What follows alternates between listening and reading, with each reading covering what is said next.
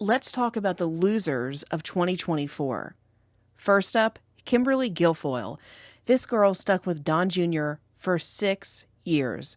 She shacked up with him, got engaged to him, and embarrassed herself all over the place, over and over and over again. Not only did she get dumped, and not only did she not get a high-profile job in the Trump administration that she was aiming for, but Donnie Boy got his daddy to ship his ex-fiancée out of the country on assignment to Greece as an ambassador.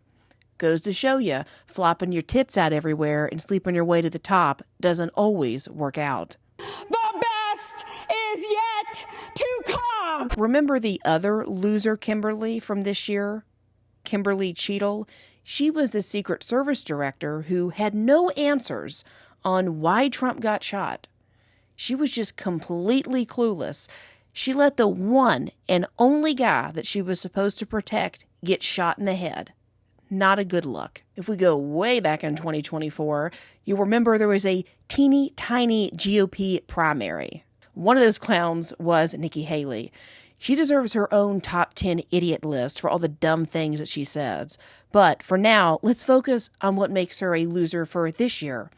She ran for president, and when asked what caused the Civil War, didn't bother to say that it was slavery. I mean, I think the cause of the Civil War was basically how government was going to run, the freedoms and what people could and couldn't do.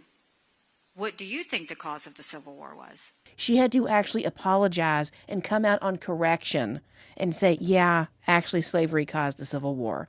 Imagine being that stupid and thinking you can run the United States of America. Next up is a 2-for-1, Morning Joe.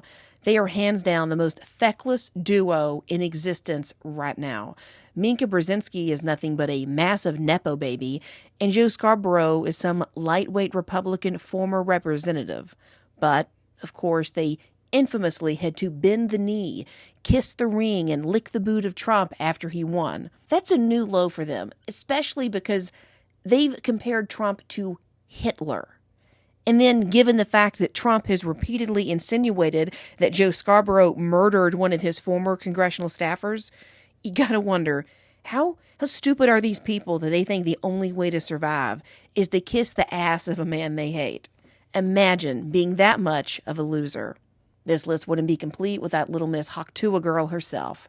Imagine saying something so crass that a sailor would blush, then becoming famous overnight because of it, and getting to ride the gravy train of your 15 minutes of fame, and then being given your own podcast.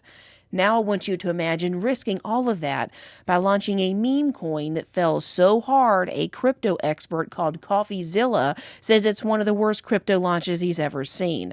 If allegations of insider trading and rug pulling are true, little Miss Tuah might go from spitting on that thing to getting locked up in that jail thing. New York is always a loser, but they took it to new heights this year. They killed Peanut the Squirrel and Fred the Racoon. Need I say anything else to convince you that New York is well deserving of this spot on this top 10 loser list? And let me point out this Karen. Yes, her name is actually Karen, the woman that greenlit the raid. She was scared of a squirrel. These are the type of people that work in government. Scared of a domesticated squirrel. I hope that this Karen has the worst year of anybody. I hope she wakes up every day and cries because she killed a squirrel. I hope she knows that everybody hates her. Everybody's favorite hose here, Kamala. This broad spent more than $1 billion on a campaign and then just lost massively to Donald Trump. Can you imagine blowing it so hard you don't even give a concession speech or address your supporters the night of your loss? Probably because she knew it would be embarrassing when donors found out that she spent $100K on a temporary call her daddy set because she refused to fly to the original podcast, or the fact that she paid Oprah and Beyonce millions of dollars while also dodging a podcast episode with Joe Rogan. Kamala, just like Kimberly Guilfoyle, learned a very hard lesson this year. You can't spend your entire career down on your knees and then expect that you can stand on your own 2 feet when the time comes. Now, this one isn't a person, but it's definitely a massive loser, the mainstream media. Who even watches mainstream media these days? It's a bloodbath. Everybody's getting laid off. Everything's crumbling. There's nothing left to say here except turn off the crap. Now, if we're talking about a list of losers, we got to throw in another GOP primary candidate from this year. None other than Ron DeSantis. This man couldn't be normal if he tried. He just keeps getting worse and worse the more we find out about him. Allegedly, he wears lifts in his boots. That's a little insecure. He can't smile, looks like a friggin' sociopath, and obviously doesn't know how to dress himself. And let's not forget, Ron DeSantis literally built his campaign after Trump. DeSantis only won his post as governor because Trump backed him and pushed him over the edge at the very end. But nevertheless, DeSantis was dumb enough to try and backstab the master. But DeSantis reached a little too far.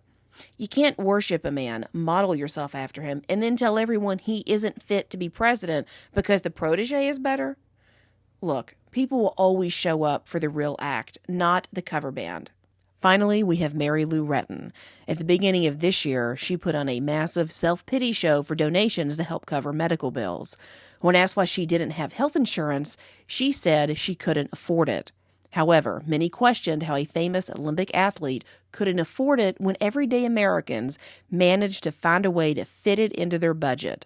Retton tried to blame it on the COVID pandemic and not being able to work and give speeches for 2 years, so she voluntarily dropped her insurance. She also says her pre-existing conditions from orthopedic surgeries made it too expensive. But as one insurance agent told USA Today, he found 2 plans charging $545 to $680 per month for which someone with Retton's medical history would qualify. So it begs the question, could she really not find that in her budget? She was a famous Olympic athlete. What happened to all that money? Eventually, Retton said she did have a chance to get health insurance, but just missed it and then got sick.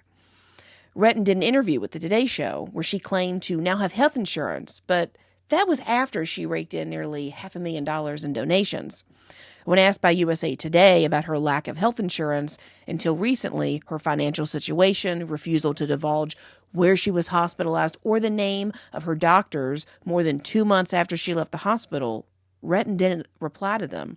I'm not sure who is more of a loser, Retton for begging for money when she had it and didn't manage it wisely, or the more than 8,000 people that donated to a once rich and famous athlete when there are actual suffering people to assist in this world that have never had a chance at life. Who would you add to this list of losers? Let me know in the comments. Now that you know where we've been, find out where we're going. Tune in to Ladies Love Politics, where you can stay informed without going insane.